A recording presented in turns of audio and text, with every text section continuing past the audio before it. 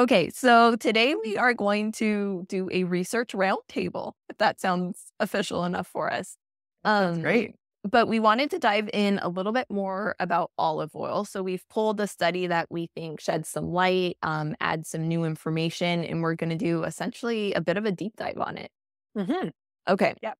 All right. So, Alex, if you'll talk us through, like, what is the study that we're looking at, and some of the details, and then if we're forgetting anything, I'll prompt us. But yeah, get us Yeah. oriented. Yeah.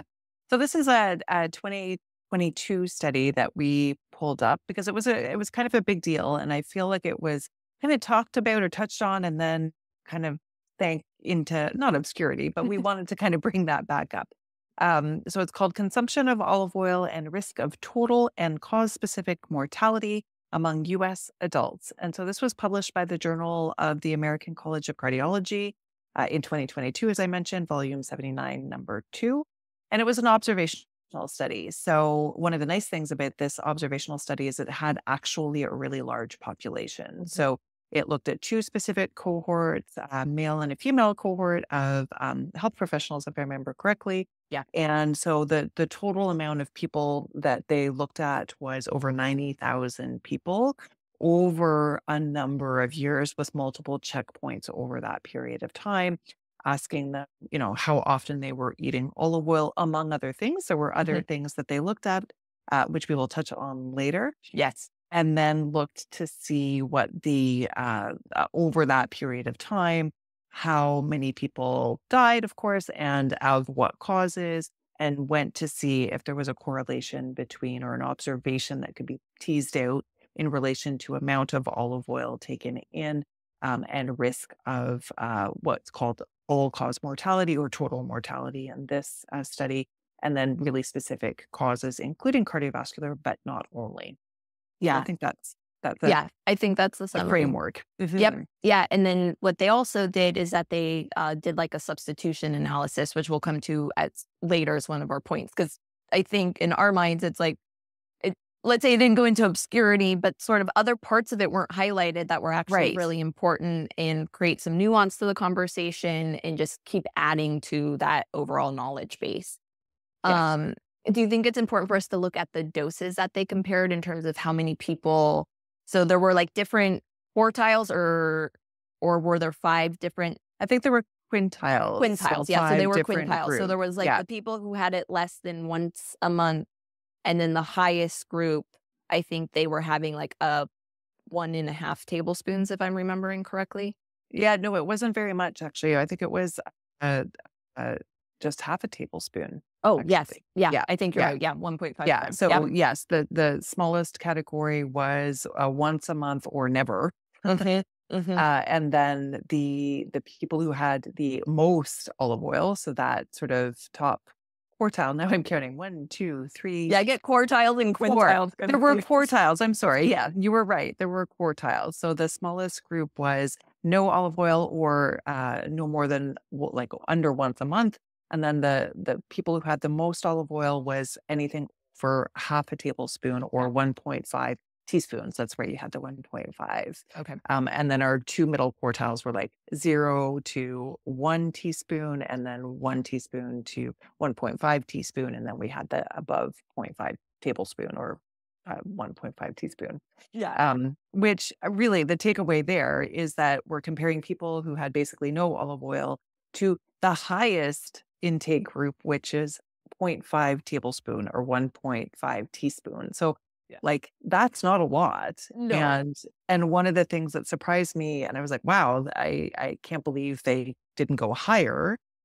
But it brings it back to why this study is so interesting because it looks at North American Mhm. populations, and particularly over the timeline that this was being looked at in the late 90s and into the early 2000s. Even though the study was done more recently, the data comes from these, many years before, that olive oil in North America was growing in popularity, but Mhm. but really it was kind of starting very low and growing. So when they looked at those people in those highest categories of intake, there were proportionally fewer people in those categories. So the people who were taking in 0 to once a month or less was like a huge proportion of people. Yeah. And the people eating 0.5 tablespoons per day or more was like a pretty small fraction comparatively, which would be quite different today, I think, if they were Yes.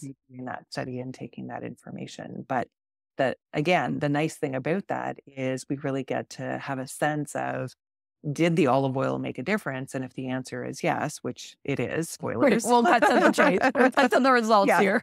The fact is that it doesn't even take that much to make a difference, which is like amazing, right? Yeah. Yeah. So maybe let's review the result. Or no, actually, I think it probably makes more sense. We'll come back to the results momentarily, but like what makes this study in particular exciting, new, adding to the knowledge base was one, right? Just to underline that point, right? It was a North American population. So much of the Mediterranean diet or olive oil research is done in European populations. So we're actually like switching that up and doing North America. Yeah. But there's also this aspect, right, that like historically the data had been on cardiovascular health. So we're like expanding the view here on the total, which they call total mortality, which I think we'd use all-cause mortality maybe a little bit more commonly now, and then that specific um, cause-specific mortality, which was respiratory disease, cancer, and neurodegenerative diseases. Am I missing any in there? No. Well, Okay. they did cardiovascular as well. So there were 4. Yeah. Okay. Cardiovascular, cancer, neurodegenerative, and respiratory. Yeah. Okay. Anything else that's like super cool about this study that's like adding on for us? Are we missing anything? Yeah. So the substitution analysis for Yeah. sure, which is what we really wanted to touch on because I think that's of great interest to us, given our focus on nutrition and cardiometabolic health in general.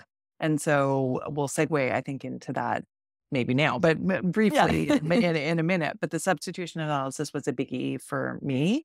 But yes, it's really interesting to see a study about olive oil in relation to other aspects of health other than cardiovascular, because the focus has really been on cardiovascular for so long. And it's not that other studies don't exist, but certainly the bulk of the data out there and the emphasis has been on cardiovascular disease. And this adds to that knowledge base, like you said. But what it really does is open up the potential to understand how olive oil intake can be of benefit to other aspects of health and reduce the risk of death from other causes. Yeah. Okay. Yeah. So before we get into the substitution, which I would say is sort of like the meat of this paper, is the result. So they found that the people who ate or drank, you eat. I mean, some people drink olive oil. Maybe some of them were drinking it, but ate more than half a tablespoon of olive oil per day. What were the results for them? So, because that's sort of like that first part of the results section here. Yeah.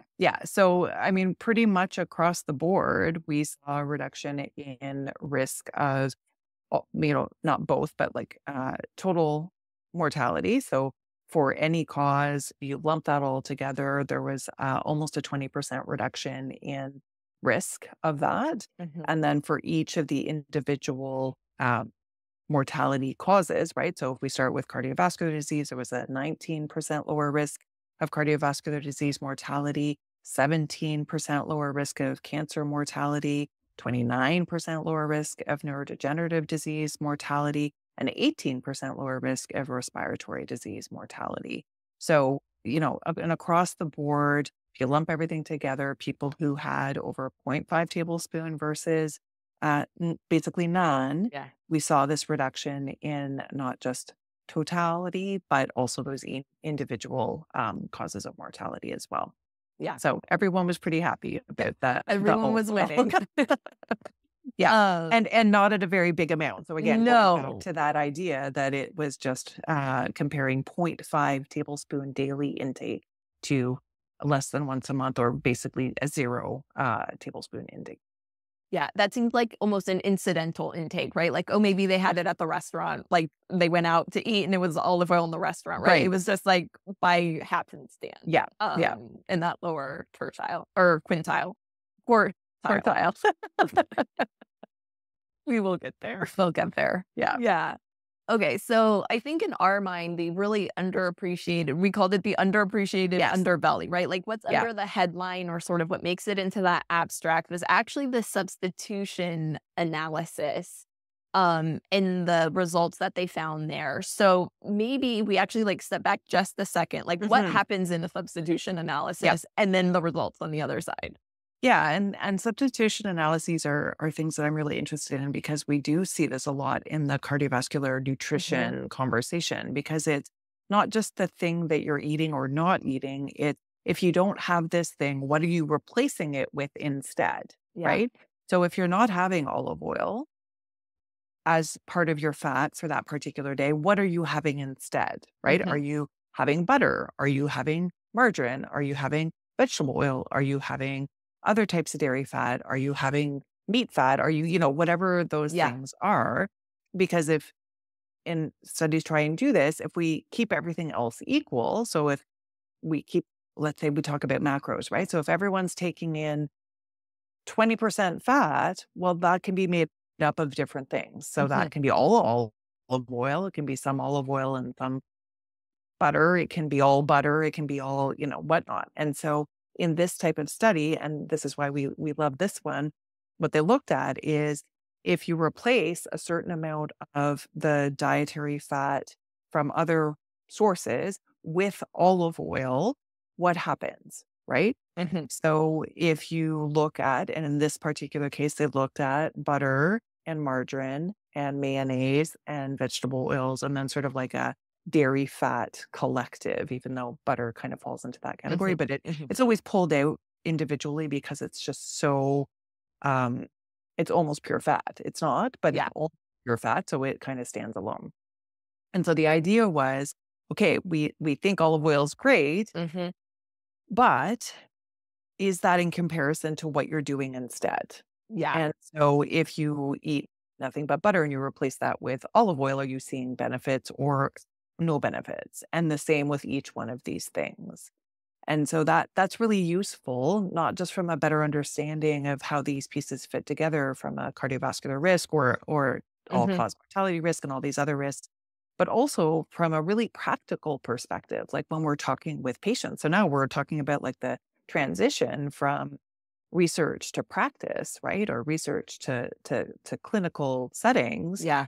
This is the type of information that can be very helpful because we don't want to say, wow, olive oil is great, and then really focus in on this and kind of miss the boat and make life more difficult for people when in fact, if it doesn't make a difference with this particular item, which in this case is what happened. So if I Yeah.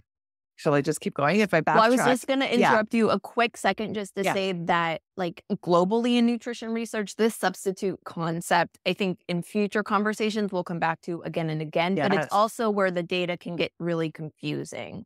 And that's where, like, people will say, like, well, I don't know what's right because it's contradicting itself. It's sometimes mhm, there isn't an appreciation of the substitution effect. So that's where, like, data can become null, or you see like saturated fat doesn't matter, but it was actually like that saturated fat was replaced by trans fats. So right, we were actually doing worse or about the same. And yeah, so it's like, oh, saturated fat doesn't matter, but it was substituted by the incorrect thing. So, yeah, like, as a concept, it will come up again and again in nutrition research because I think a lot of times there's a criticism around the data, but an astute consumer or right, observer or, digester of information should start to be like, well, what did they substitute it with?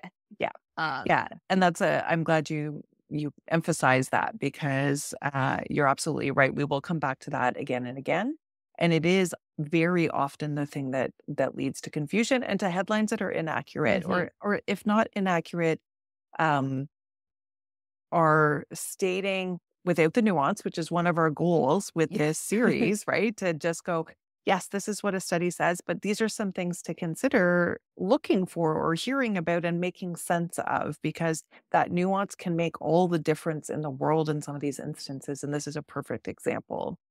Yeah. And certainly your example was well taken. And I think um, we can that may be a little bit easier to understand that saturated fat conversation. There's a lot of conversation around like sugar and carbs and saturated fat and heart disease and cholesterol, an area that I'm particularly excited about and enthusiastic about, th- reducing saturated fat in a diet, if you replace the calories from that saturated fat, because now you've gotten rid of that. So Hmm. what are you replacing that with? If you add simple carbohydrates instead, let's say sugars, for Yeah. lack of a better description, you don't necessarily see an improvement in things like cholesterol.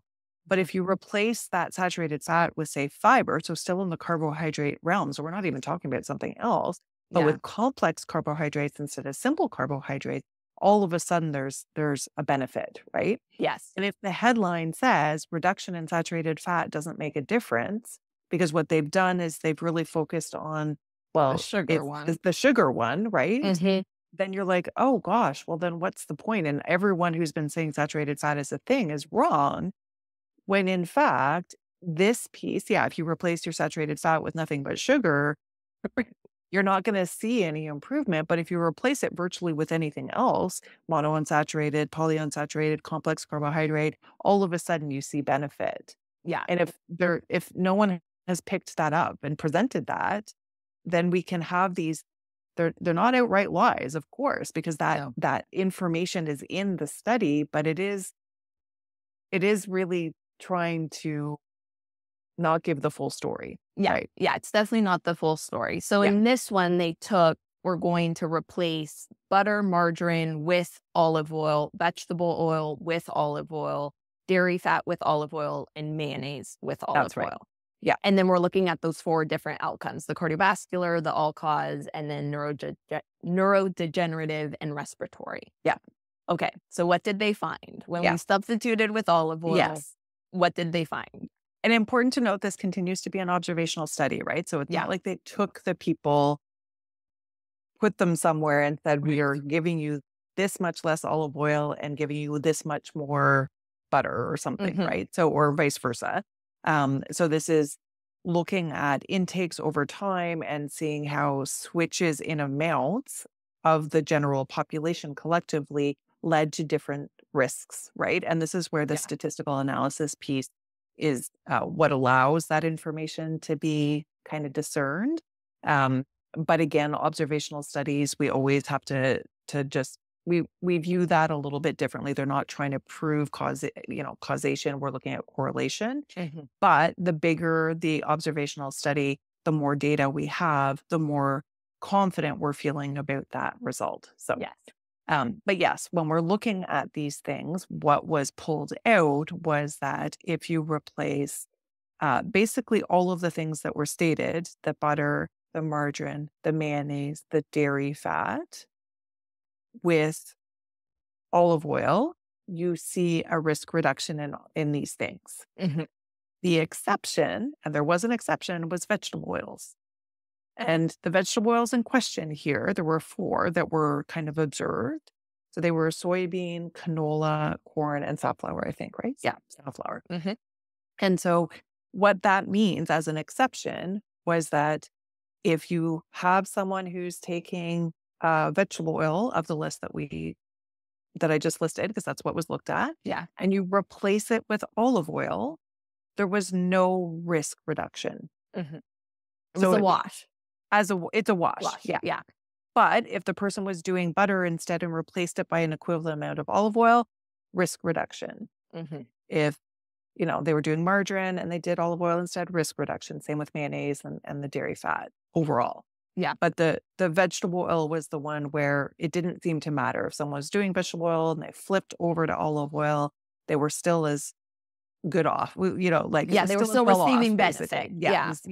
yeah, yeah. Yeah. So that's a really big deal for a number of Yes. reasons, right? So the first is, if we look at the like butter story, and if we go through all of those, the butter, the margarine, the mayonnaise, and the dairy fat, what that means is having more olive oil instead is probably a helpful thing to do for all of these Yeah. mortality risks, Yeah. right? And And maybe so, said another way, it's like replacing saturated fat or trans fat with a monounsaturated or polyunsaturated fat confers benefit. yes. Do you think that That's a better holds true snapshot. for all of Yes. those Yeah. of all of those scenarios. Yeah, because, and someone might say, well, the margarine, I think like my doctor said I should have margarine instead of butter, and I've been doing that. And are you telling me that margarine's a bad idea? And I think your summary is better taken, right? So that if you take saturated fat and trans fat and you replace it with olive oil, that we're going to see benefit. The margarine that was looked at the time, and again, if you remember, I said that the information, the data collection was a number of decades prior to 2022. So this didn't happen. The study was in 2022, where the collection of data was from before, and then they worked it through leading into that 2022 time. But the margarine intake would have been reflecting the times of the 90s and the early 2000s. And margarine during that time contained trans fats for the most part. Yeah. And so that is no longer the case. And so what can happen in some of these, and again, we're going back to the concept of nuance, is that if we look at margarine intake before, it will have had a risk associated with it because of its trans fat content. Yeah. So if you reduce your trans fat content by switching from margarine of the day to olive oil, then you would see a risk reduction. This information, I can't say based on this information if that would be different today, but my gut feel, which is not what we really go with here, but my gut feel is that margarine of today looks different than margarine of yesterday because of the lack of the trans fats in it, which is a really big no-no. Yes, sorry, Okay. I got away because that was a thing for Yeah, me. yeah. Like, So what is totally. this? Yeah. So Yeah. the margarine looked different, right? Like it did have the trans fat. So sort of that summary still holds. Yeah. And so I think the thing that we want to end on is this tension, right? Because olive oil does get a lot of, I think, well-deserved praise in a scientific literature standpoint. It has a culinary tradition with very deep roots, which, I get super excited about. And we'll try to temper that as much as we can here. But we're holding that against like beneficial, half a tablespoon a day. All these things get better. And it is also true that there isn't added benefit to adding olive oil over the other vegetable oil. Right. And that's the part I think that can be uncomfortable and feel like there should be a right answer. But those two things exist. And so I think there's two ways to look at that discomfort. Like one, I think it makes us take some of the anxiety away personally. And I also think there's some aspects of olive oil that we might be able to touch on that like in future research, or there's sort of whispers of things that might make it better per se.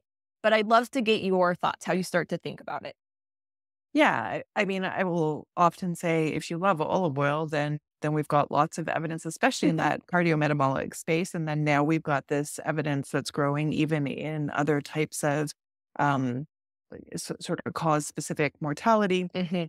But so it's a good deal. Like, have at her, right? But to your point of reducing anxiety, what that can mean is in places where, or in scenarios where olive oil feels less accessible, we don't make olive oil locally, whereas you have local olive oil. Cost can be a factor. They're certainly not using olive oil in, you go to your local store and they've made a salad to buy at your lunchtime. They're not using olive oil, let's be honest. They're using canola oil or soybean oil or whatnot. And especially in today's day and age, there's a lot of fear around those types of oils. And this type of research goes to show us that if you're okay with olive oil, then that we should be okay with those oils as well from this perspective. And so that really opens up the comfort of, I can get these things and don't feel like I have to restrict myself to just olive oil for these types of benefits. And